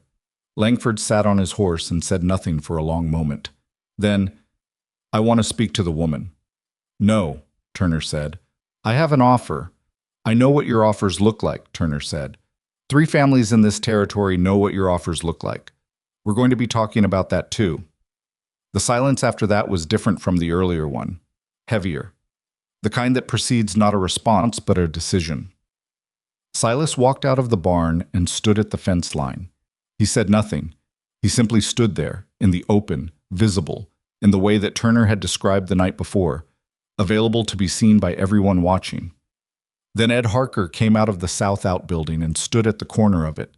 Then 2 of the men from the neighboring ranches stepped into the yard from different directions, not threateningly, not reaching for anything, just standing, present, visible. Langford looked at each of them. He looked at the house, at the window where Eliza was standing, which she understood he could see her in because the lantern was behind her, and she let him look because she was done stepping back from windows. His horse shifted under him. He put one hand on the saddle horn, a gesture that might have meant he was about to dismount or might have meant he was about to turn and ride. He turned and rode. The 2 men on the trail with him turned with him, and the 3 of them went back down the south trail, and the sound of their horses faded into the mountain dark. Turner watched them go. He didn't move to follow, didn't call after them. He just watched until the sound was completely gone, and then he turned to look at Silas. "That's the end of it," Silas said. It wasn't a question. "For him tonight," Turner said. "My deputies will pick him up in Dillon before morning. He won't run. Men like that don't run. They believe they can still manage it." He looked at the empty south trail. "They're wrong, but they believe it right up until the moment the cuffs go on." Silas looked at the house, at the window where Eliza still stood. She raised her hand once, flat, not a wave, just an acknowledgement. "I'm here. I'm standing." He raised his back. Turner went inside to write the report that would begin the official process. The warrants executed, the testimony recorded, the chain of evidence established in the formal language of federal law. The neighboring ranchers began to disperse quietly, talking among themselves in the particular tone of people who have been part of something and are only beginning to understand its shape. Mabel Harker came back into the room and looked at Eliza and looked at the window, and then looked at Eliza again and said, in the practical voice she used for practical things, "Sit down now. Your back has been rigid for 3 hours, and I need you to sit down." Eliza sat down. Through the thin wall she could hear Turner's pen moving. She could hear Silas outside, the sound of the barn door, the horses. She could hear the fire in the other room doing what fires do, and the timber of the house doing what timber does in the cold, and under all of it, the mountain, which had been doing what it did long before any of them arrived, and would continue long after. She pressed her hand against her belly. The baby moved, not the slow roll of earlier days, but something more purposeful, more insistent, something that felt, if she was being honest with herself, like impatience. "I know," Eliza said quietly. Mabel looked at her. "Not yet," Eliza said. "Just a little longer." But Mabel was already reaching for her bag, with the expression of a woman who had heard "not yet" many times before and knew exactly how much it was worth. Mabel Harker was right about the bag. She'd been reaching for it with the particular certainty of a woman who had attended enough births to recognize the signs before the woman herself did. And she was right to reach for it, because 3 hours after Langford rode back down the South Trail and the mountain went quiet, Eliza's water broke in the back room of Silas Mercer's ranch, with a sound that was less dramatic than she'd imagined, and a feeling that was considerably more so. She'd been sitting in the chair Mabel had positioned near the stove, warm, feet up, the specific configuration Mabel had insisted on, with the tone of someone who understood that the body had its own schedule, and no amount of federal activity was going to renegotiate it. She'd been listening to Turner in the main room, the scratch of his pen, the occasional question he asked Silas about the property lines and the dates of the fence-cutting incidents. She'd been almost comfortable, which in retrospect she should have recognized as a warning. Then she wasn't comfortable at all. "Mabel," she said. Mabel was already moving. What followed was not the orderly, candlelit, quietly dignified experience that women sometimes described afterward when they were being generous with the truth. It was loud in the way that real things are loud. Not theatrical, just honest. It was long. It was at several points more painful than Eliza had the vocabulary to accurately describe, and she had a reasonably good vocabulary. Mabel worked with steady hands and a voice that stayed level throughout, not soothing exactly. There was nothing soothing about the situation, but present, which was what was actually needed. Silas appeared in the doorway once, looking like a man who wanted to help and understood he couldn't, and Mabel told him to boil water, which was the traditional instruction for removing men from rooms where they would only be in the way. He disappeared immediately. At some point during the middle hours, when the pain had gotten to a place where Eliza had stopped having the bandwidth to think about anything else, she found herself thinking about Thomas anyway. Not the fever Thomas, not the end. The other one, the one from years earlier, who had come home from a long survey job in October and walked into their kitchen and stood there for a moment just looking at her. And when she'd asked what he was looking at, he'd said, "Nothing, just you," in the simple way he said things when he was being honest. She'd teased him about it at the time. She wished she hadn't teased him. She wished she'd just let the moment be what it was. The baby arrived at 4 in the morning. She was loud about it from the first second, which Mabel said was an excellent sign, and she was pink and furious and absolutely herself in the way that newborns sometimes are, completely present, zero compromise, no interest in anyone's agenda but her own. Eliza held her and felt the particular weight of her, which was nothing like any weight she'd ever held before, even though she'd been carrying it for 9 months, because outside was different from inside in every way, and the difference hit her somewhere below the level of thought. She did not cry. She'd thought she might. But what she felt was bigger than crying and also quieter, the specific enormity of a thing that has finally, after everything, arrived. "She's strong," Mabel said. She was cleaning up with the efficiency of someone for whom this was not a metaphysical moment, but a medical one, which was exactly what was needed. Good lungs, good color. "She's angry," Eliza said. "Smart," Mabel said. "She should be. She just went through something very difficult." Eliza looked at her daughter's face, which was red and scrunched and completely opinionated about existence, and thought, "Thomas, look what we made." And then she thought, "I'm going to have to tell her about you. I'm going to have to find the words." And then she stopped thinking because the baby had found her face and was looking at her with the unfocused intensity of a person who had just arrived somewhere and was still figuring out what they were looking at. And that particular look required all of Eliza's attention. Silas knocked on the door when the sounds changed. "Come in," Mabel said. He came in and stood just inside the doorway. He looked at the baby. He looked at Eliza. His face did something complicated. Not one thing, several things in quick succession, and he didn't manage to get it entirely under control before she saw it. She saw the grief in it, which was Daniel, and she saw something else alongside the grief, something that wasn't the same as happiness, but lived in the same neighborhood, something like continuation. "She's healthy," Eliza said. He nodded. He didn't trust his voice, she could see that, so she didn't wait for him to use it. "I don't have a name yet," she said. He looked at her. "Thomas and I had talked about names," she said, "but nothing settled." She paused. "I'll know it when I know it." He nodded again and stepped back out, and she heard him in the main room telling Turner, in the low, even voice he used for facts, that the baby had arrived and both were well. Turner said, "Good." It came out with more feeling than his usual register, and she heard that through the wall and appreciated it. She slept for a few hours before the light came, with the baby on her chest, and when she woke, the main room smelled like coffee and something Mabel had found to cook that wasn't cornmeal, and outside the mountain was doing what it always did in early morning, producing a light that had nothing apologetic in it, that came straight and clear over the eastern ridge and said, "Here's the day. Here's what it is. Do what you're going to do." Turner left that morning. He had warrants to execute, he said, and he'd been away from the operational part of this long enough. He shook Eliza's hand, a real handshake, not a courtesy one, and he said, "Your husband's work will be cited in the federal record. His name will be attached to the findings. I want you to know that." He would have cared about the findings, she said, not his name. "I know that," Turner said, "but the name is going in anyway." He looked at her once more, with those retaining eyes. "You did something exceptional, Mrs. Rowan, under circumstances that would have broken most people." She thought about the mountain trail and the collapsed wagon and Coleman going still in the snow. She thought about the nights in the back room with the revolvers and the chest under the floorboards. She thought about the letter she'd written at Harker's table and the name she'd stopped at in the dark and the sound of Langford's horse fading down the south trail. "I did what was in front of me," she said. "That's all exceptional ever is," Turner said. He rode out with his 2 deputies and the accumulated weight of Thomas's 3 years in a document bag that he kept close to his body the way you keep close to things that matter. She watched him go from the porch with the baby in her arms and felt the last of something let go. Not grief, not fear exactly, but the particular tension of a person who has been braced against a wall for so long that the bracing itself has become normal. She felt herself unbrace. It was uncomfortable, actually, the unbraking. Things that had been held in place shifted. She went back inside.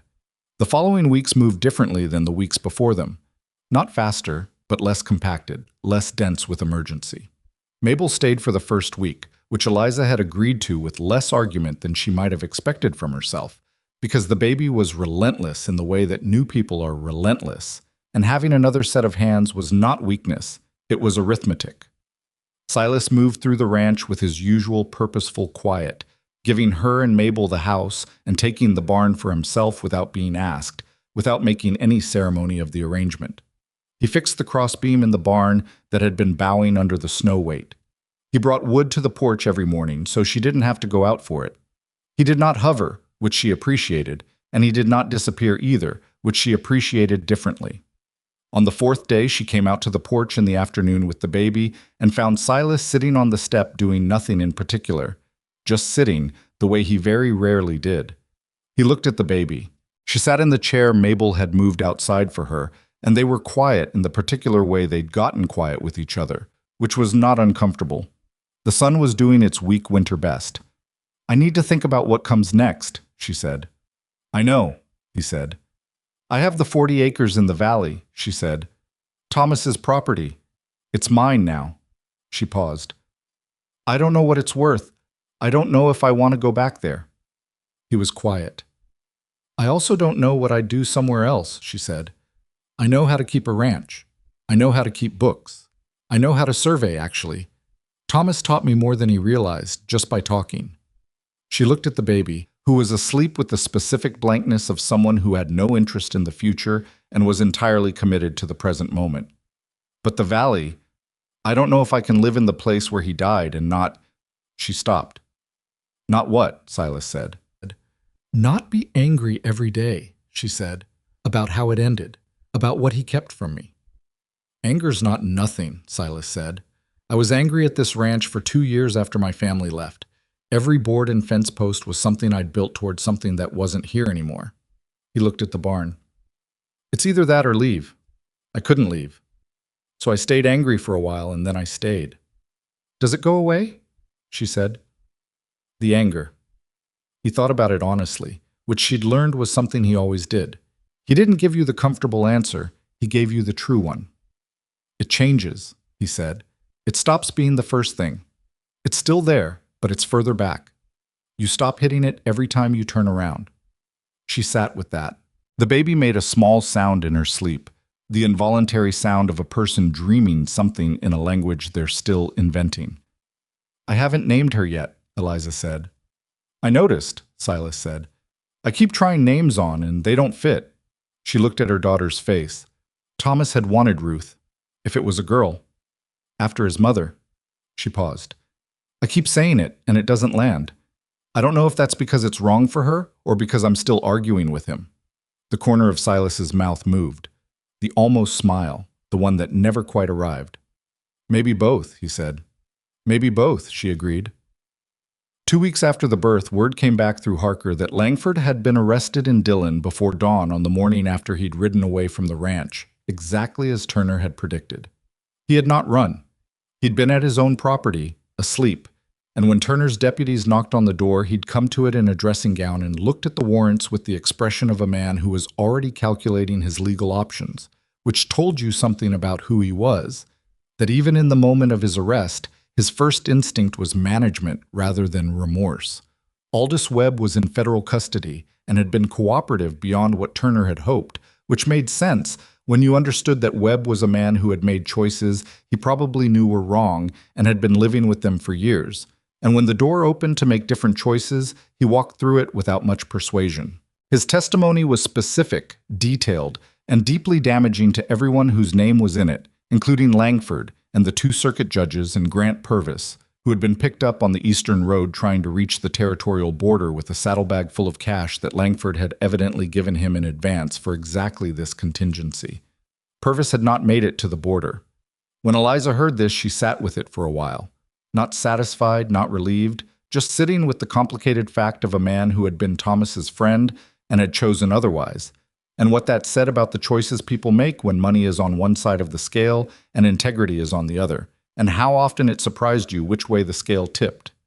She thought about Thomas's careful notes, the 3 years of meticulous work, and the one thing he'd missed, the man sitting across from him at dinner who was reporting to his enemy.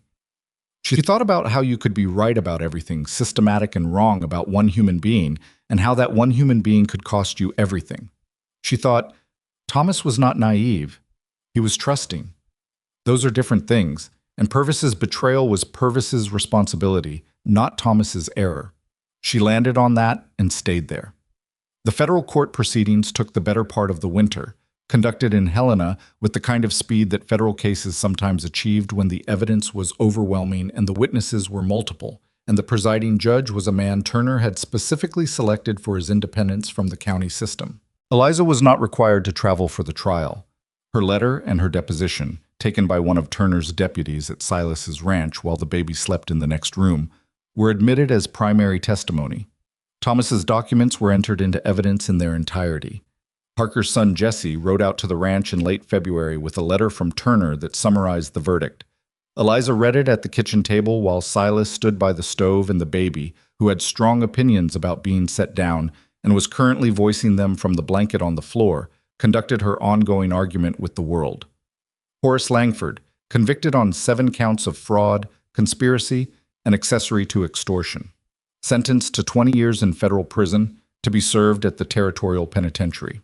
His properties, held in various subsidiary names, were in the process of being assessed by federal land agents for return to rightful owners, where the chain of fraud could be established. The 2 circuit judges, removed from the bench, convicted on 3 counts each, sentenced to 5 years. Aldous Webb, convicted on reduced charges in exchange for his testimony. 2 years suspended with conditions. Eliza had complicated feelings about this, which she acknowledged to herself without resolving them. Webb had done something wrong. He had also been the key that opened the door. The law's calculation was not the same as her feelings about it, and she was not required to agree with it, only to accept that it was the result. Grant Purvis, convicted on charges of conspiracy and obstruction of a federal investigation. 8 years.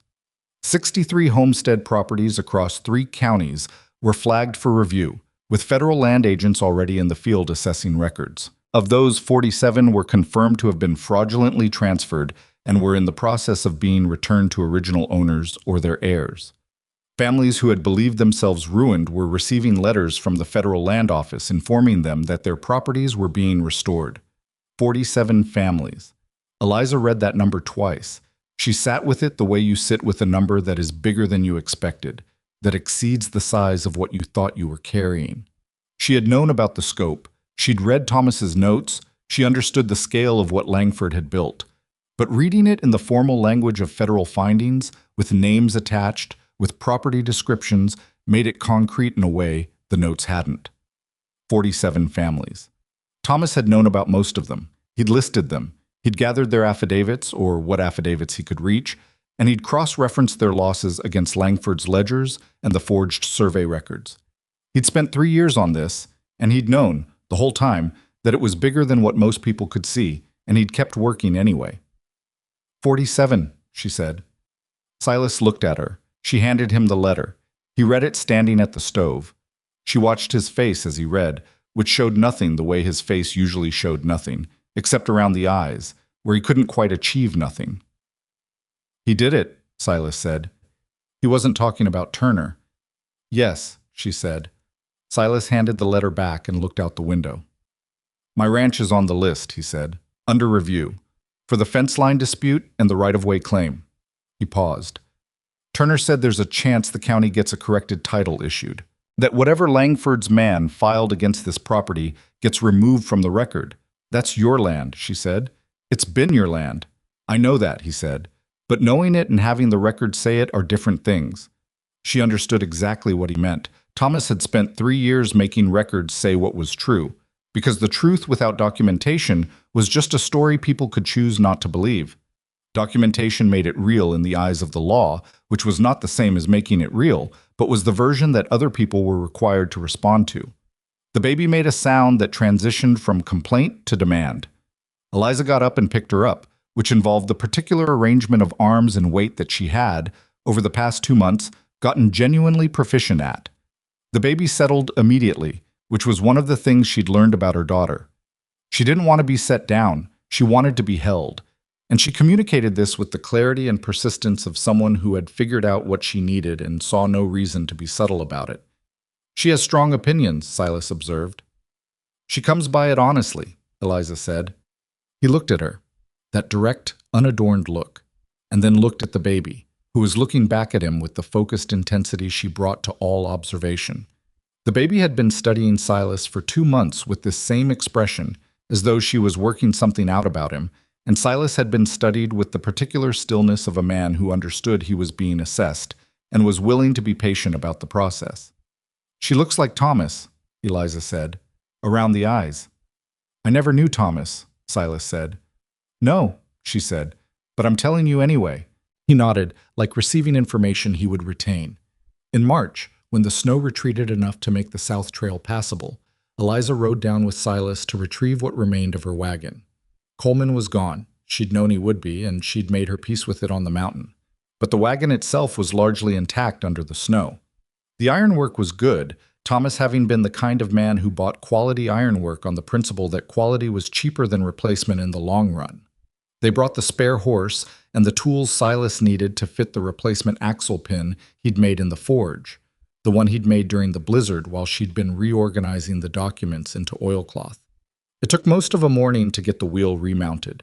Silas worked without commentary, with the focused attention he brought to anything mechanical, and Eliza held tools when he needed them and stayed out of the way when he didn't, and the arrangement felt familiar in the way that things feel familiar when you've been doing them long enough. When the wheel was on and the wagon was upright and tested against the trail's uneven surface, Silas stood back and looked at it. It'll need a new horse, he said. I know, she said. I've got a young mare in the barn, he said. She's green, but she's steady. She'd do the road to Helena if you took it slow. She looked at the wagon. She thought about what it meant. A wagon that was functional again. A road to Helena, the 40 acres in the valley waiting for her to decide what to do with them. She thought about all the things she could do next. She thought about what she wanted to do next, which was a question she had not allowed herself much because wanting required a future, and for a long time she'd been too occupied with the present to grant herself one. Silas, she said. He looked at her. I don't want to go back to the valley, she said. It came out plainly, the way things came out when you'd been turning them over long enough that all the hesitation had worn off. The 40 acres. I'll sell it or I'll let it sit. But I don't want to live there. I don't want to raise her there. She paused. I'd like to stay here. If that's... She stopped. I'm not asking for anything except the room in the back and an arrangement that's fair. I can work. I know how to work. I know surveys and land records, and I can manage books for the ranch and— Eliza, he said. She stopped. You don't have to list your qualifications, he said. She looked at him. I know what you can do, he said. I've been watching you for 3 months. She let out a breath. I don't want you to think I don't think anything except that I'd like you to stay, he said. Flat, direct, no embellishment, the way he said everything. And her. He looked at the baby, who was strapped against Eliza's chest in the carrier Mabel had shown her how to make from a length of good wool. Both of you. She stood on the mountain trail where her wagon had collapsed in October, in the place where one life had ended and something else had not yet named itself. And she looked at this quiet, difficult, particular man who had stopped when no one else had stopped. And she thought about all the things she could say and settled on the truth of the situation, which was simpler than any of them. All right, she said.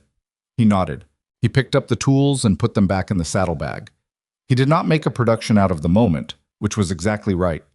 They rode back to the ranch in the thin March sunshine with the baby asleep against her chest and the repaired wagon trailing behind on a lead, and the mountain held them both in the particular and different way that mountains held things.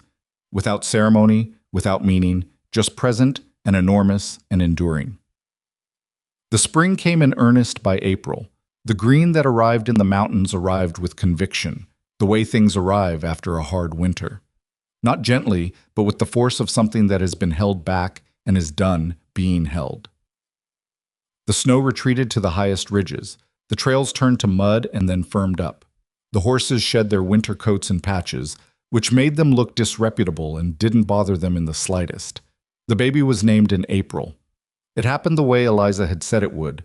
She knew it when she knew it, and she didn't know it until one afternoon when the baby was awake and watchful in the particular concentrated way she had, lying on the blanket on the porch floor, studying the underside of the porch roof with the intensity she brought to all study. Eliza was watching her, and the name arrived without announcement, without drama, simply there when it hadn't been there before. May, she said. The baby looked at her. May Rowan, she said. And then, because it felt right, and she was done arguing with things that felt right, May Rowan Mercer.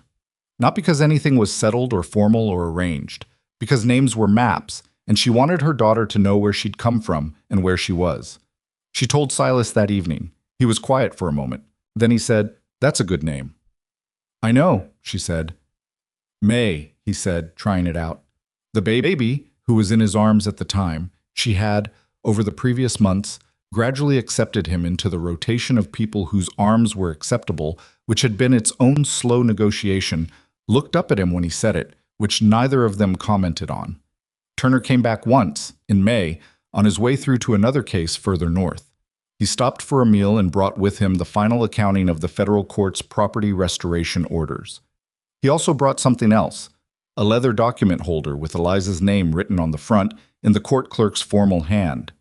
Inside was a certified copy of Thomas's evidence as entered into the federal record, with the court's acknowledgement of Thomas Rowan as primary investigator, and a letter from the Federal Land Commissioner's office formally thanking, in the dry language of official correspondence, the citizen investigation conducted by T. Rowan, surveyor, whose documentation was instrumental in the discovery and prosecution of the above-referenced fraud. She held it for a long time. He'll be in the record, Turner said. Anyone who looks into this case, for as long as the record exists, will find his name. She folded the letter carefully and put it in the document holder and set it on the shelf in the main room, next to the place where Clara's shawl had been. The shawl was in the trunk now. Silas had put it there sometime in March. Without comment, without ceremony, just moved it from the shelf to the trunk the way you move something when its place has shifted. She'd noticed and hadn't said anything about it because it wasn't the kind of thing you needed to say anything about. Turner ate and drank coffee and talked with Silas about the eastern counties and what Turner expected to find there, which was more of the same patterns, the same mechanisms, just different names. Before he left, he looked at May, who was in the carrier on Eliza's chest, examining the middle distance with her characteristic gravity. She looks like she's working something out, Turner said. Always, Eliza said. Good, Turner said. The world needs more of that. He rode out north, and they watched him go. And Eliza thought about what he'd said, and thought it was true in the way that plain things are true. not because they were profound, but because they were accurate. Ed Harker came by regularly that spring, sometimes with Mabel, sometimes alone, always with news from the valley and the surrounding area. The news was, for once, mostly good, or at least better than it had been. Families were getting their land back. The process was slow and bureaucratic and sometimes infuriating in the way that bureaucratic processes are, but it was moving. A woman named Cord, whose husband had lost their homestead 3 years earlier and who had been living with her sister's family since, received a letter from the federal land office in April informing her that her property was being restored. Harker said she'd read the letter 3 times in his kitchen to be sure she understood it right. Then she'd sat down on his kitchen floor because her legs wouldn't hold her. Eliza thought about that a lot. She thought about 47 families who had spent years believing the loss was permanent, that the law was against them, that the man with the most money had simply won the way powerful men so often won. She thought about what it meant to receive a letter saying, "No, actually, no. The record has been corrected, the truth has been established. You were right, and the powerful man was wrong, and here is the paper that says so." That was what Thomas had been building. Not just evidence, the reversal of permanent defeat. She wished, still, that he had told her sooner. She wished she'd had the chance to know what he was doing and why, to have been part of it rather than the person he'd tried to protect from it. The anger about that had changed, as Silas had said it would. Not gone, but further back. Less like a wall she was constantly running into and more like a specific room she passed sometimes and recognized. She could acknowledge it and keep walking. She started doing survey work in May, which surprised almost everyone except Silas. Turner had mentioned before he left that the federal land office was using independent surveyors to assist with the property reviews. There was more work than their own people could handle, and they needed people with specific knowledge of the Southwestern Territory's land patterns and county records. He'd given her a name to write to. She'd written. The response had come back in 3 weeks. Yes, if she could demonstrate competency, there was work available, paid at the same rate as any other contracted surveyor. She demonstrated competency. The work started coming. She did most of it from the ranch, working through the records and maps that Turner's office sent by post, and went into the field on the days when Mabel could come and watch May, or when May was old enough and the weather was good enough to be in the carrier. She was meticulous about the work. In the way Thomas had been meticulous, which she recognized without pleasure. It was something she'd absorbed from 11 years of proximity, the habit of checking twice and documenting everything and never assuming the record was accurate until she'd verified it herself. She found 2 additional fraudulent transfers that Thomas hadn't reached. She documented them the same way he would have. She submitted them to Turner's office with notes that were, she could tell from the response she got back, considered exceptionally thorough. The Federal Land Commissioner's deputy wrote, "Your husband taught you well." She wrote back, "He taught me by not knowing he was teaching me. I learned by watching. There's a lesson in that, too." The deputy did not respond to the philosophical portion of her letter, which was fine. Silas's title dispute was resolved in June. The county records were corrected by federal order, the fraudulent right-of-way claim was struck from the record, and a certified corrected title was issued in his name. He read the official document at the table the evening it arrived, read it once, folded it, and put it in the same place he put the few important papers he owned, a tin box on the upper shelf that had once held cartridges. "That's it?" Eliza said. "That's it," he said. 3 years of someone claiming your land wasn't yours, and that's how it resolves. A piece of paper in a tin box. He looked at her with the look that had started to contain more in it, over the months, than the original direct assessment. Something warmer, not performed, just present. "That's usually how it resolves," he said. "The dramatic part is the middle. The ending is just paperwork." She thought about that. "Thomas would have said something very similar," she said. "He and I might have gotten along," Silas said. "You would have driven each other slightly crazy," she said. "You're too similar." He considered this. He did not disagree. They married in September. It was not a large event. Harker was there, and Mabel, and Jesse Harker, who had ridden across the territory with a letter that had helped turn everything, and 3 of the neighboring ranchers who had stood in Silas's yard the night Langford came. A circuit preacher came through on a scheduled stop, not summoned, just passing, which was how things happened in the mountains, and agreed to officiate. May, who was 5 months old and had strong opinions about ceremony, contributed a running commentary to the proceedings that nobody tried to suppress. The vows were the standard ones. Eliza and Silas both said them without embellishment, without performance, in the plain way they did most things.